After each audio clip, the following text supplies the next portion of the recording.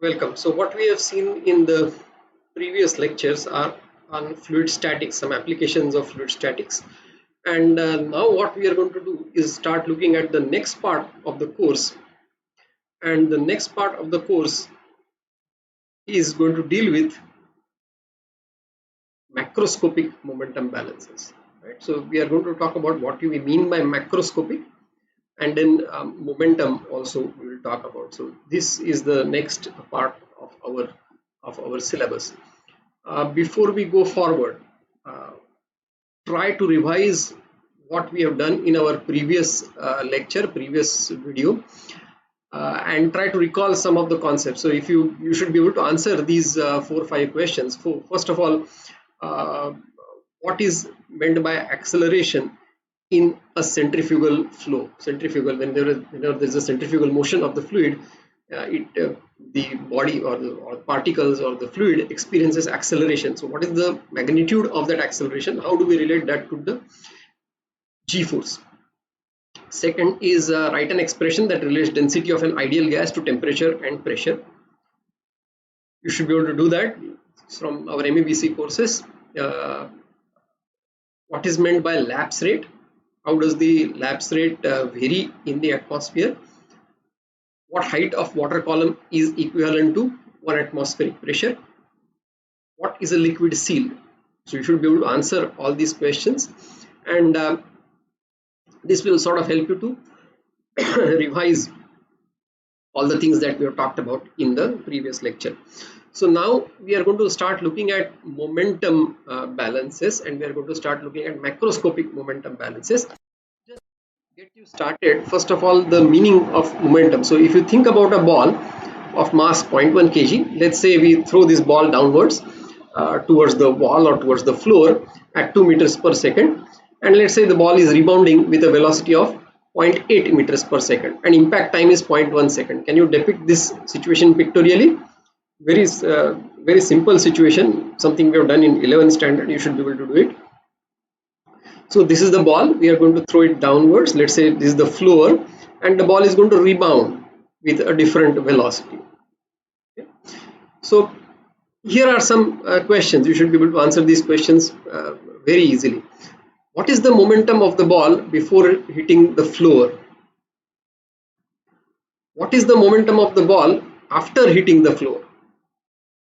Right, after hitting the floor means after it is rebounding. The rate of change of momentum for the ball can be write, and then what is the direction of the force acting on the wall or floor in this particular case.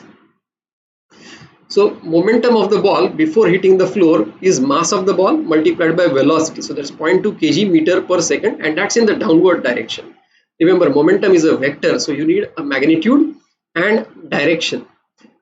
Now momentum of the ball after it is rebounding, after it is traveling upwards, the momentum is 0.1 multiplied by minus 0.8.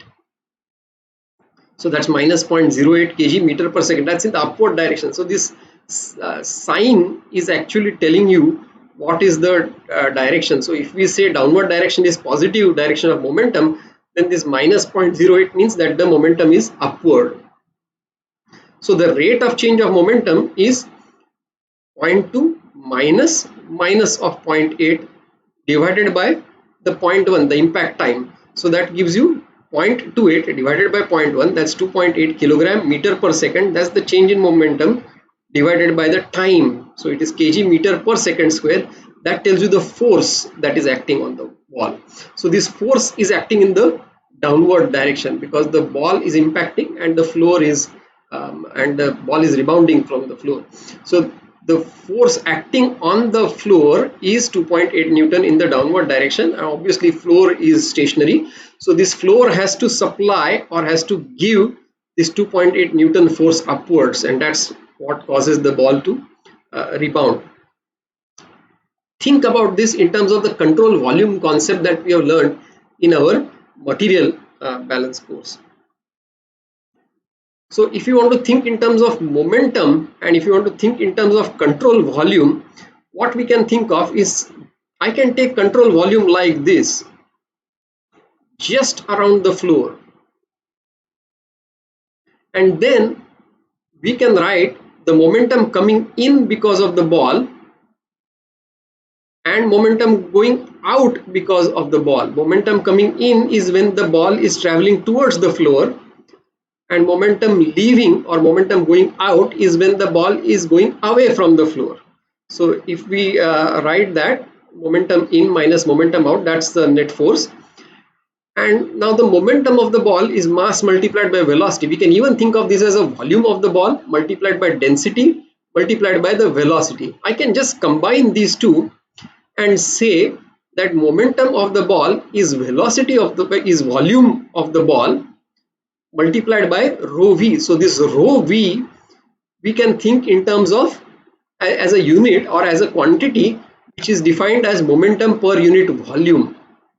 So this will have units of kg per meter cube, meter per second. So or you might want to say kg meter per second. That's the volume of that's the unit of momentum per meter cube coming out of this density. So that's the unit of momentum, and I'll tell you we'll see examples, and it will be very convenient to think in terms of momentum per unit volume of the ball. So all I have to do is momentum per unit volume, that's rho v, multiply by the volume of the ball. This will become very useful when we start talking about flows of fluids. Similarly, can you think of kinetic energy of the ball? Okay, so kinetic energy of the ball would be half mv square, half mass of the ball multiplied by velocity square. So its unit would be kg meter square per second square or kg meter per second square, that's Newton, and meter, so that's Newton meter and or joule if you like. Kinetic energy again of the ball we can think little bit differently. Instead of mass, we can think in terms of mass as volume of the ball multiplied by density of the ball, and then this rho and half v square we can combine and we can call that quantity as kinetic energy per unit volume. So kinetic energy per unit volume of the ball would be half rho v square, and it would have units of kg meter square per second square per meter cube or Newton per meter square. Again, when we start dealing with fluids, this kinetic energy per unit volume would become a very convenient quantity to talk about, as we will see as we go along. So important point so far is we have defined two quantities, momentum per unit volume and kinetic energy per unit volume, and we have defined how, and we have decided or we have seen how to take control volume. So this is a control volume for this plate, and we would like to calculate the force on this plate, or in this case particular case of the ball, but as we shall soon see about fluids that are in motion. Okay, so think about now fluids that are flowing. So imagine this situation. Imagine that there is a pipeline like this. Pipeline has a diameter d. Let's say water is flowing in this pipeline. Inlet velocity of the water is say v in, and the outlet velocity is say v out, and let's say d is 5 centimeter, just some value. Let's say water enters this pipe at a velocity of 1 meter per second. So how can we calculate a volumetric flow rate of water? Volumetric flow rate would be cross sectional area multiplied by the velocity. So this is volumetric flow rate. Now can you tell me what is the velocity of the water at the outlet and why? And if you think in terms of control volume, you will be able to get the answer very easily. So have you made up your mind? So think about it this way. If this is our control volume, this whole pipe is our control volume, what can we say about mass flow rate of water coming in? Mass flow rate of water coming in must be exactly equal to mass flow rate of water going out, right? Steady state. So if that is the case, then mass flow rate of water entering the control volume from the left, that is here, is rho of water multiplied by the volumetric flow rate, pi by 4 d square multiplied by velocity. So units will be kg per meter cube multiplied by meter cube per second or kgs per second. That's going to tell us the mass flow rate of water.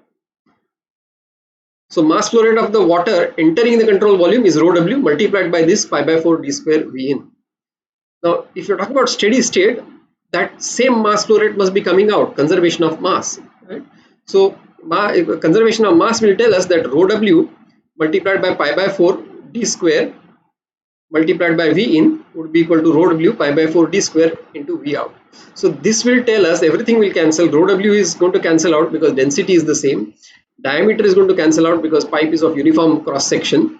Then the outlet velocity would be equal to 1 meter per second. So what have we done? We have taken this control volume. We have taken this whole thing as a control volume.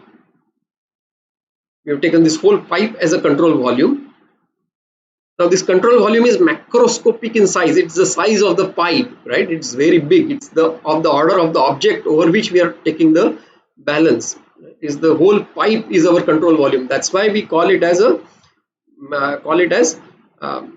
macroscopic. It's a macro quantity, large scale quantity. Whole pipe is our control volume. And what have we done on this macroscopic control volume? We have done mass balance, material coming in must be equal to material going out, or rate of mass flow rate must be equal to, coming in must be equal to mass flow rate going out. So in short, what we have done is macroscopic mass balance. Okay, let's go forward. Now imagine the same situation. Water is flowing through a long pipe. Let's say pipe diameter is 5 centimeters.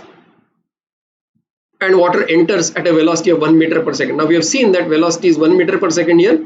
Velocity must also be 1 meter per second here. Can we write the expression for rate at which momentum enters the pipe? And can you write an expression for the rate at which kinetic energy enters the pipe? So momentum is entering because of this fluid, and kinetic energy is entering because of this fluid. So if you like, you can think about small balls that are coming in all the time. So you can visualize the fluid as a collection of particles, and then all these particles are coming in. Each one is moving with a velocity v and bringing in momentum. So that's what I want you to write an expression for the rate at which momentum enters the pipe. Okay, pause the video, do this for yourself. You should be able to do this very quickly. Here's the answer. What we have defined momentum per unit volume and kinetic energy per unit volume. So if I use these definitions,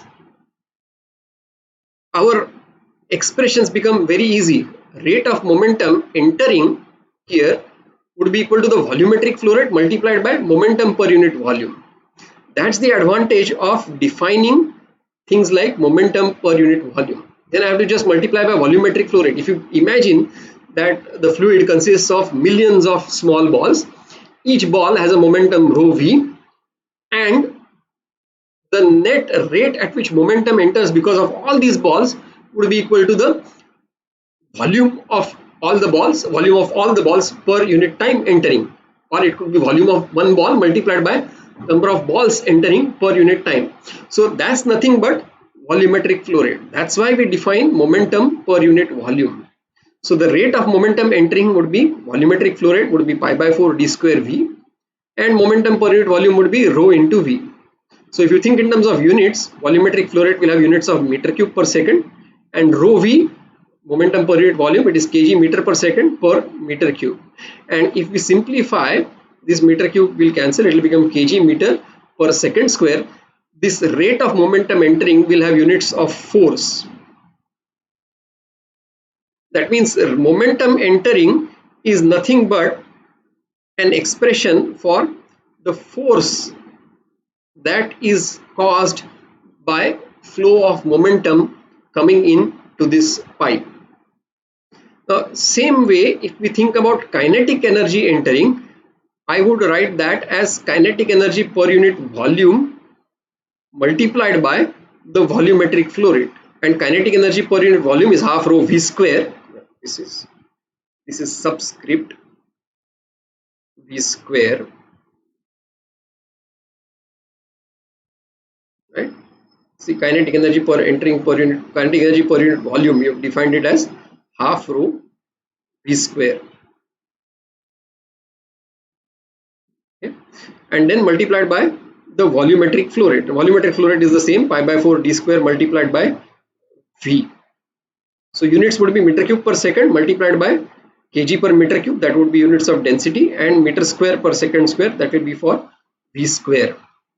And if you simplify, this meter cube will cancel out, kg meter per second square, that is Newton meter would remain, and per second would remain. It will become joule per second or watts. So the rate at which kinetic energy enters represents the power that is coming along with the flow of fluid into this pipeline. So again, if you want to visualize, imagine that the fluid consists of a large number of tiny balls. Each ball has a velocity v, therefore each ball has a kinetic energy per unit volume half rho v square, and the rate at which kinetic energy comes in is equal to the volume of one ball multiplied by number of balls coming in per unit time. So that is the rate at which balls come in, number per unit time, multiplied by volume of each ball is nothing but the volumetric flow rate of the balls coming in. So that's the same here. So that's why we define in terms of kinetic energy per unit volume as half rho v square. Now let's think of another force. We have talked about in fluid statics, we talked about pressure. So let's talk about this pressure force as well for a minute. So consider that water is flowing through a long pipeline, 5 centimeter inner diameter, and water enters at a velocity of 1 meter per second. So this d is 5 centimeters. Water is entering at a velocity of 1 meter per second, and we have done that. Right now what we are talking about is the pressure force acting. So P1 is the pressure here, P2 is the pressure here. Obviously for the flow to occur from left to right, we need P1 to be higher than P2. We have seen that, and we have seen how to measure that as well. Now we are not going to talk about momentum, we already talked about that. What we are going to talk about is the force due to pressure. Okay. So okay, now if we take control volume, what control volume would we take? Let's take this control volume, this whole pipe, that's our macroscopic quantity. The whole pipe is our control volume. Therefore we are going to say that it is a macroscopic pressure force, and we are going to write a balance for macroscopic pressure force balance. Okay, so now can you write the pressure force acting on the pipe and the fluid? Remember, the pressure force is always perpendicular to the surface. Okay, and that's one point. And this force is a vector. It has a magnitude and it has a direction. Okay, so think about this. Write that. Pause the video. Write this, and then go forward. Okay, so here are some thoughts. Here is the answer. So imagine that this pipe right now is empty. Suppose this pipe does not has no fluid, but still atmospheric pressure is all around the pipe. Atmospheric pressure is acting in this direction from top. Atmospheric pressure is acting from this side. Atmospheric pressure is acting from this side. Atmospheric pressure is acting from this side. Atmospheric pressure is acting from inside. Everywhere. If no flow is there, even if there is no water in the pipe, atmospheric pressure is there everywhere, and all these atmospheric pressure will cancel each other out, and that's why the pipe is stationary. If you just keep an empty pipe, it's not going to move around. It's just going to remain there. Right? So the pressure force due to atmosphere cancels out from all surfaces of the pipe. So there is net pressure force from atmospheric pressure is 0. That's an important point. Net pressure force from the atmospheric pressure only is 0. Why? Because the fluid is not moving. P1, and even if pipe is empty. Now consider that the pressure here is P1 and pressure here is P2. Now write pressure forces. So what we need to consider is what is the pressure over and above atmospheric level. So we need to only consider the pressure due to fluid over and above the atmosphere, which is P1 minus P1 atmosphere. Same way here, pressure we need to consider only P2 minus P atmosphere, which means we are only going to have to consider the inlet gauge pressure and the outlet gauge pressure, because atmospheric pressure is there everywhere. There is no net force because of atmospheric pressures. Only the pressure that is over and above atmosphere, that is what is causing the force, that is what is causing the extra force. That's point number one. Second point is, look at the directions of these forces. The pressure force is acting perpendicular to this surface. Pressure force is acting perpendicular to this other side of the object. Okay, same way here, pressure force acting was this direction, pressure force acting was in this direction, pressure force acting was in this direction, pressure force acting is in this direction. We are talking about control volume of the pipe, and therefore we have to write pressure force on the control volume. Therefore we have taken direction of pressure as left to right in this left side, and we have taken direction of pressure force right to left on the other side of the pipe, on the outlet side of the pipe. Okay. So pressure force acting on the left face is pressure at the inlet in gauge multiplied by pi by 4 d square, that's the cross sectional area, and this force is rightwards. And pressure force acting on the right face of the pipe is P outlet in gauge multiplied by pi by 4 d square, that's the cross sectional area, and that's acting in the leftward direction. Okay, so think about this. It's not very easy, very straightforward. There are you need to really think about it hard. So imagine the control volume, and remember that we are writing forces on the control volume, and therefore we are taking pressure force as acting from either side. Just like here, if we are talking about the pipe, if we are talking about the pipe, we are talking about the force acting on the pipe and the fluid inside. Atmospheric pressure is there on all sides. We have taken it perpendicular to all the surfaces of the pipe, right?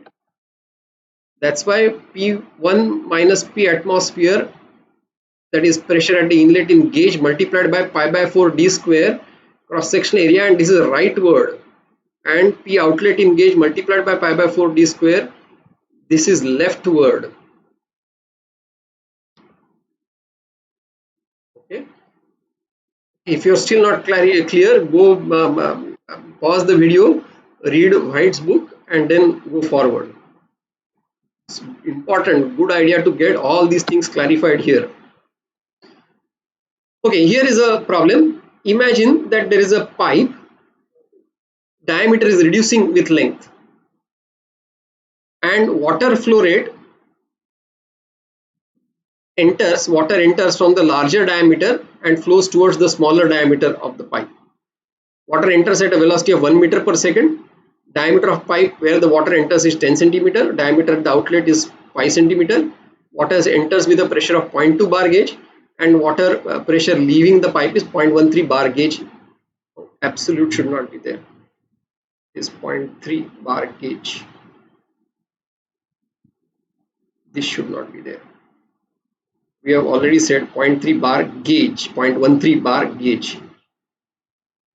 So this absolute word should not be there. It's a typing mistake. I would like you to calculate what is the net force on this pipe. Okay. Before you start doing, first thought is to depict this in a pictorial manner. And once you depict in a pictorial manner, you have to think about different forces. What forces do we know of? We know pressure force, we know gravity force, we know buoyancy force, same as pressure force, and we know now force due to momentum. So think about all these forces, think which forces are important. Force is a vector, magnitude and direction, and then go forward, pause the video, go forward. Okay, so hope you have solved. So depict this situation pictorially and write all the known values. So this is the situation. This is the pipe, part of the pipe. Okay, water is flowing. Here diameter is 10 centimeter, velocity is 1 meter per second, pressure is 0.2 bar gauge. Here diameter is 5 centimeters, outlet velocity we don't know, outlet pressure is 0.13 bar gauge. So take this control volume, take this whole pipe as a control volume.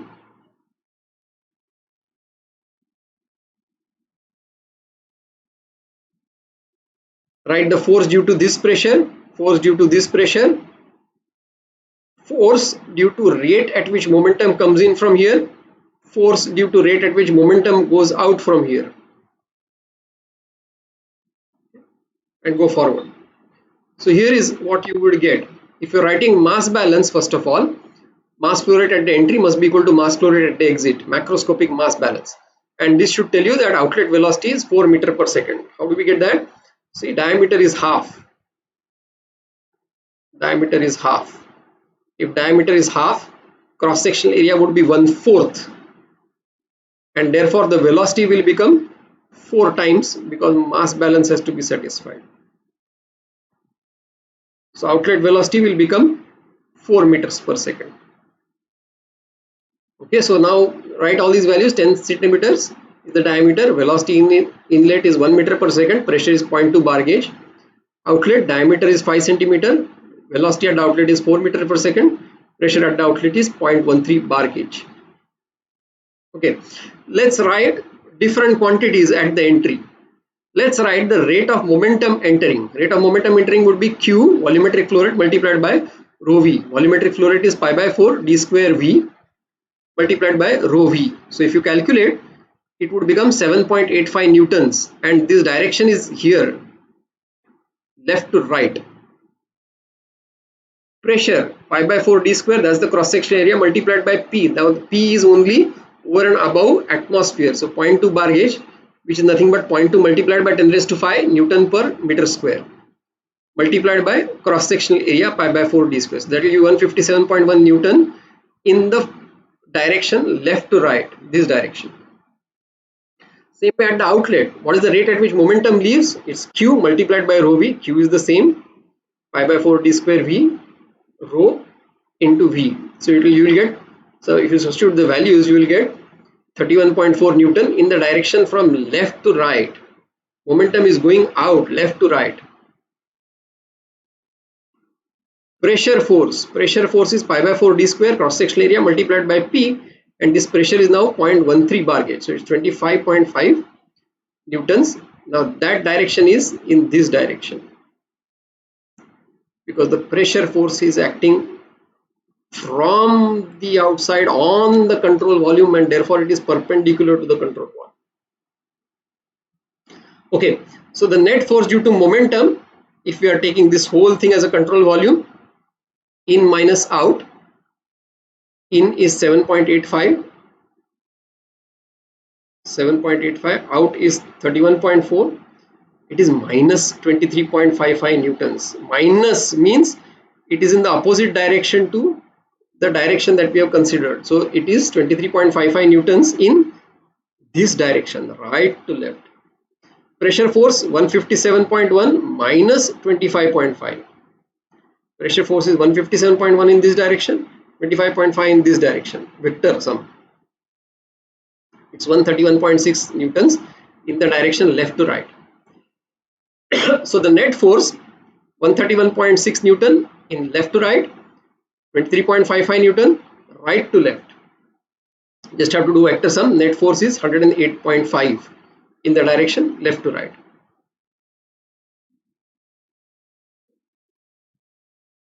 What forces we have considered? We have considered forces in the direction of the flow. So if you think we have considered this as the x direction, so we have considered, let's say, forces only in this direction, only in the x direction.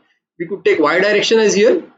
We have not considered forces in the y direction because there is not much effect, there's not much change in that, there's no fun in doing that y direction, because it's only the gravitational force that acts in the y direction. If this pipe piece is horizontal, y directional force is acting because of gravity, because of the mass of the liquid inside this pipe. and of course the wall of the pipe, material of the pipe. That's what is multiplied by G. Mass multiplied by that G is going to cause the downward force in the Y direction. But that's not really important because that pipe will be supported by some structure. It will be supported on some floor or something like that. So that floor is going to provide support, and then there's going to be net force in the Y direction. Of course, Z all direction also we have not considered. We don't have to consider that. There's no not much. Nothing is coming in and going out of this Z direction. Or if you like, we could take cylindrical, because it's a pipe. We could take cylindrical coordinate system. We could take this as a Z direction, cylindrical direction along the axis. We could take theta direction around the axis. That would be our theta. And we could take a radial direction, radially outward from the center of the pipe. That would be our R direction. Right? You have to just visualize this.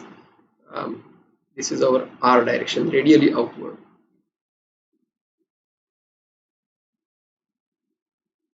Right? So this is, suppose this is a pipe. This is the axis of the pipe. Right?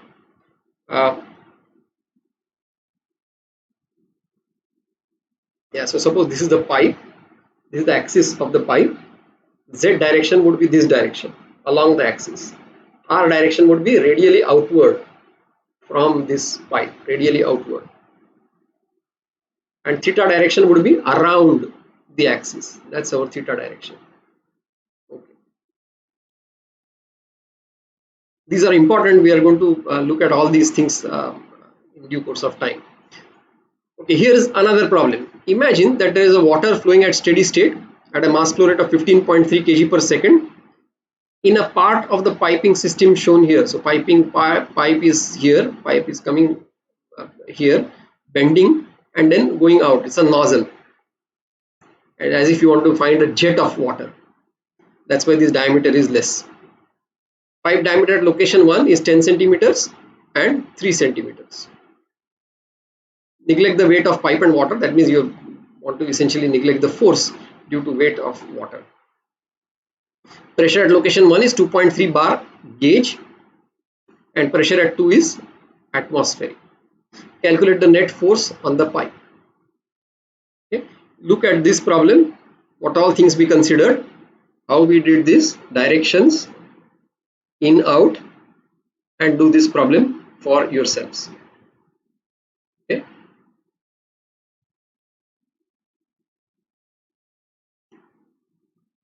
If you don't get it, discuss with your friends, look at the textbook, White's book, look at internet and try to solve for yourself. Don't go forward unless you solve for yourself.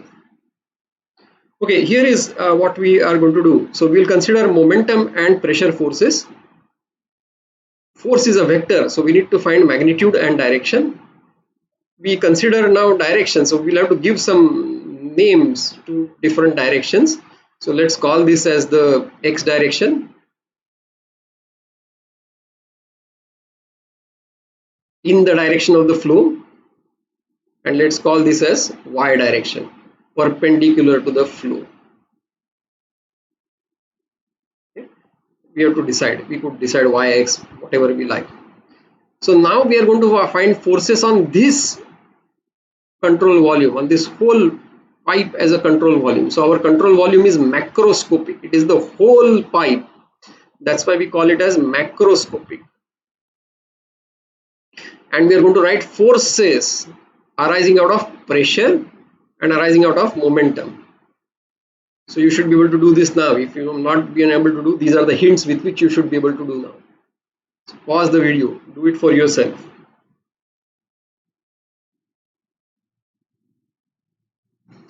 Okay, I'm imagining you have been able to do this. This is little faint, but you should be able to see. Right? Okay. So mass flow rate is 15.3 kgs per second. So volumetric flow rate Q is 0.0153 meter cube per second. Density of water is 1000 kgs per meter cube. So I have to just divide this by 1000 and I will get this as Q. Volumetric flow rate. That's our Q. Now I know the cross-sectional area here. we know the diameter is 10 centimeters. So knowing the cross-sectional area, we can calculate the velocities of the liquid, of the water coming in, and velocities of the water going out. So velocities would be this flow rate divided by cross-sectional area here. This is the cross-sectional area.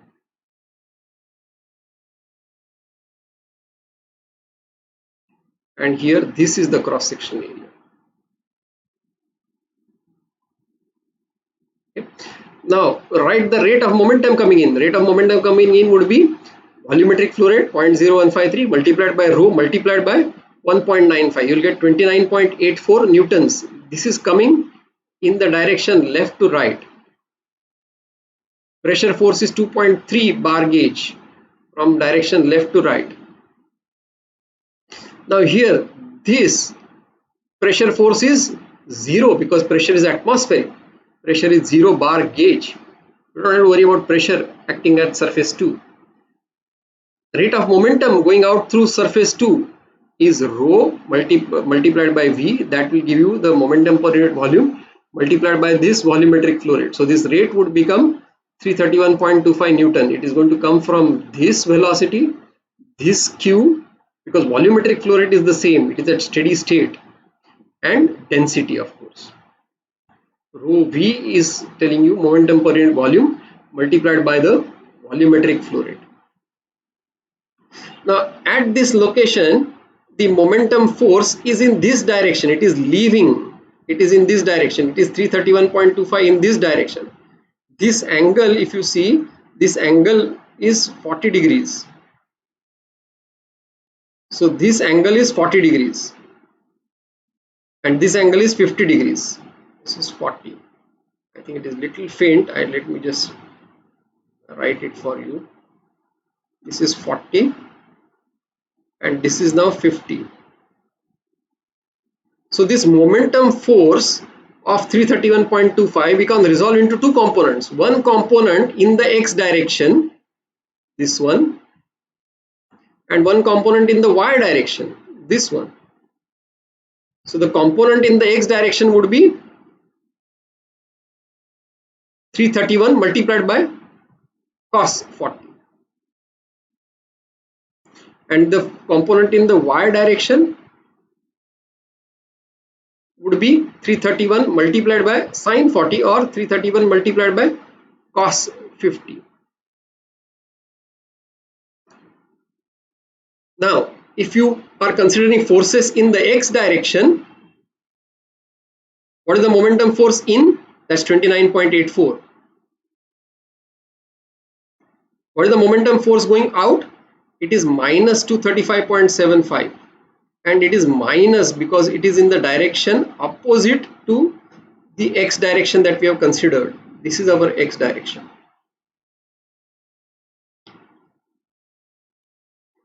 So that will give you 283.59 Newton in the positive x direction.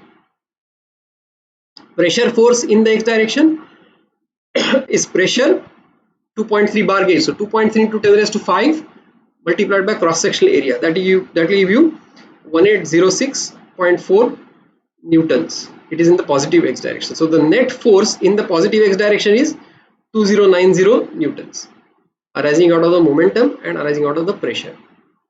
Now let's consider forces in the y direction. What is the momentum entering? What is the rate at which momentum enters in the y direction from this face?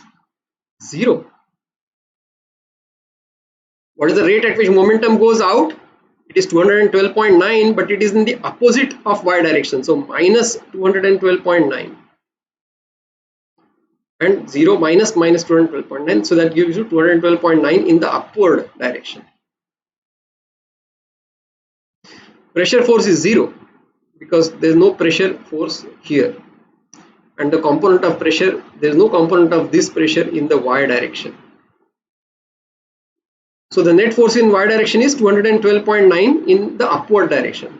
So now we can write the force in the horizontal direction 2090 x direction, 212.9 in the y direction, and then the resultant force would be a vector sum of 2090 and 212.9. It would be 2100 newtons. And it is at an angle of 5.6 to the horizontal.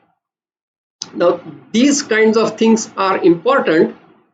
These kinds of things are important when we are using nozzles. One application which I missed out is this kind of situation, pipe with changing area. What are the applications of this? Can you think about some? The most critical or the most useful is when we start talking about jet engines for aircrafts. So the aircraft engine, if you see, the aircraft engine is sort of a conical in shape, right? So there is a where the air enters is a sort of a cone, and then there is a tapering portion at the end of the engine. If you have seen an aeroplane engine, and then air comes in, and then it is combusted with the fuel, and then the flue gas leaves, right? So if you are talking about so the flue gas leaves. So just to show you aircraft engine, let me just draw somewhere here.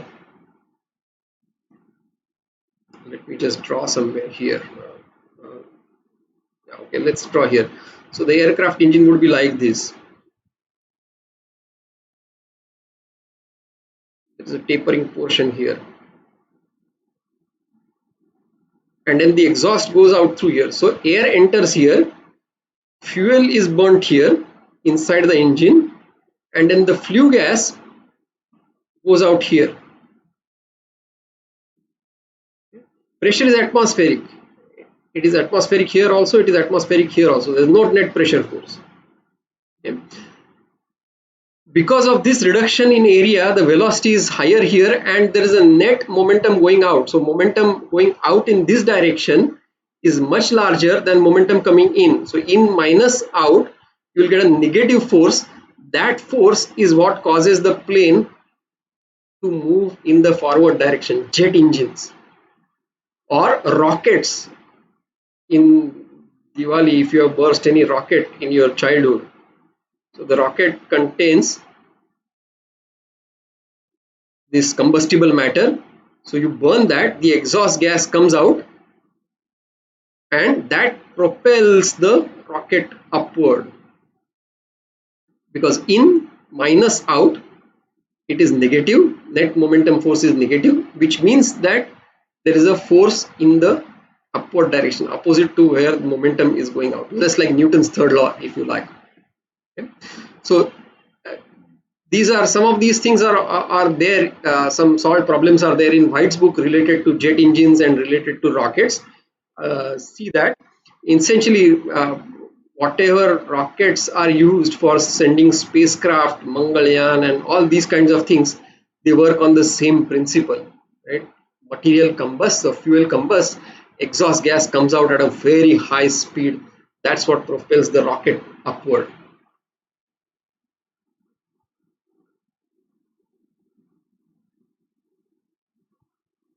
So we have come to the end of this lecture. We have talked about macroscopic force balances, mass balance as well as force balance coming out of momentum force, and force arising out of the pressure force. These two are the forces that we have considered so far. And be thorough with these concepts, and then only go to the next class, next lecture.